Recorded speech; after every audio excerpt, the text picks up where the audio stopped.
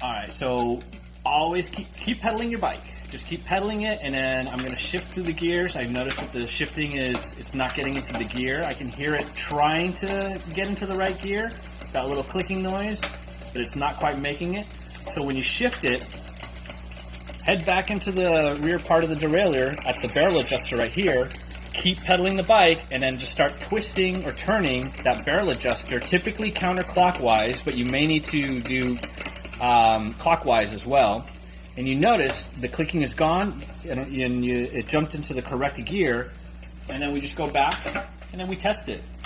Make sure it's hitting all those gears that we want it to.